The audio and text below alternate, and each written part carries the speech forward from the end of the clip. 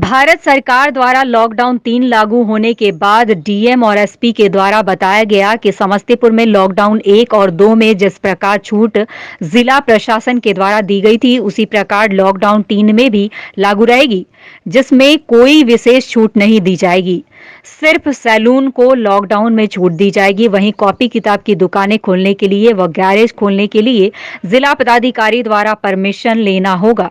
जिलाधिकारी द्वारा यह साफ कर दी गई है कि लॉकडाउन 3 में अनावश्यक घूमने वाले की खैर नहीं और बाहर से आ रहे मजदूर व छात्र के लिए जिला प्रशासन पूरी तरह तैयार है। 8 या 9 सेंटर चिन्हित किए गए हैं जहाँ ट्रेन आएगी, लेकिन ये जिला तैयार है ट्रेन को रिसीव करने के लिए। मैंने एसपी साहब ने और डीआरएम साहब ने स्टेशन का निरीक्षण कर लिया है।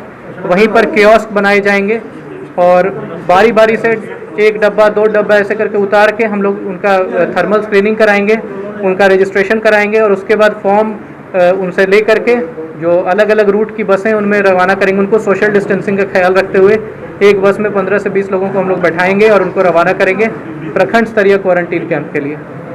असल जो फैमिली टाइप के लोग जो बाहर में फंसे हुए हैं, अगर वो आते हैं ट्रेन के माध्यम से तो बिल्कुल होम क्वारंटाइन किया जाएगा या नहीं, उनको प्रखंड में क्वारंटाइन किया जाएगा। फैमिली या महिलाओं के लिए हम लोगों ने अलग व्यवस्था की है।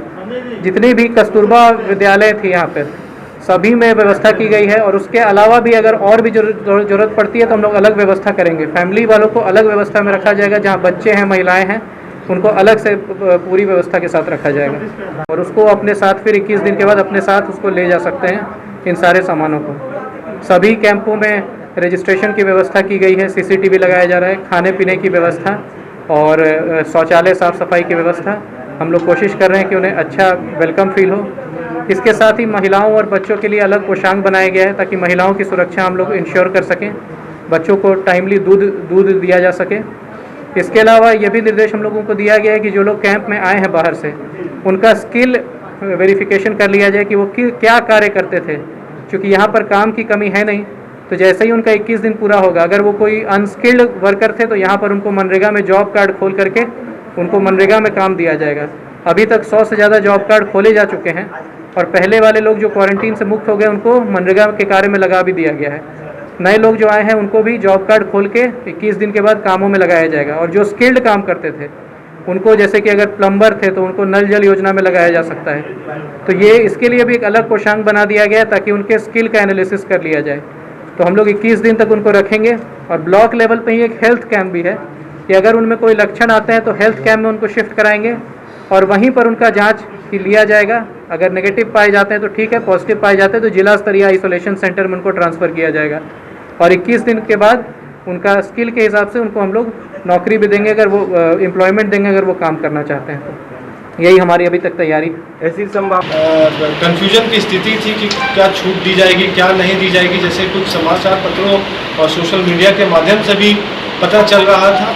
तो इस वीसी के माध्यम से क्लियर कर दिया गया है, कोई रियायत नहीं है। सिर्फ 4 जो बिंदु जो पहले बताए गए हैं उन्हीं में छूट है।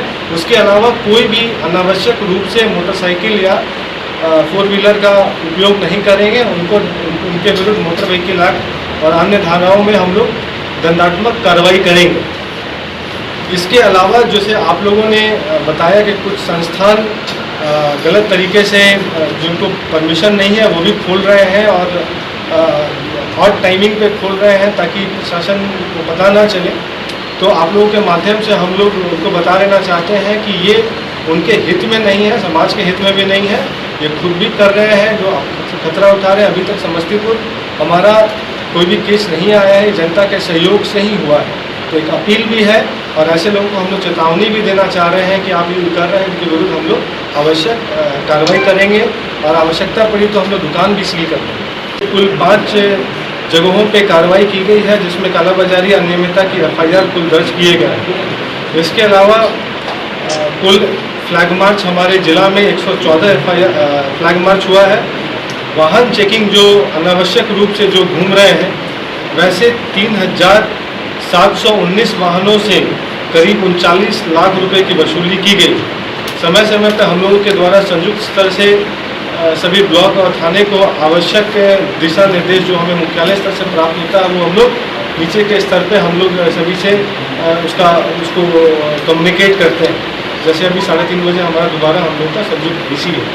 इसके अलावा जो रेलवे से संभावित जो भी हमारे समस्तीपुर वासी आएंगे, चाहे वो स्टूडेंट हो, चाहे वर्कर हो, चाहे कोई भी बाहरी जो बाहर फंस गया हो, वैसे उसके लिए हम लोगों ने आवश्यक तैयारी जॉइंट ऑर्डर हम लोगों ने निर्गत कर दिया है और पदाधिकारी चिन्हित कर लिए गए हैं और सारी तैयारी हम लोगों ने रेल प्रशासन के साथ समन्वय स्थापित करके कर लिया है।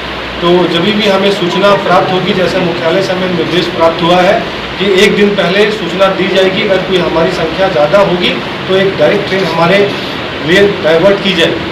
तो उसके लिए हम लोगों ने आवश्यक तैयारी कर लिया है। जो जैसे कि आप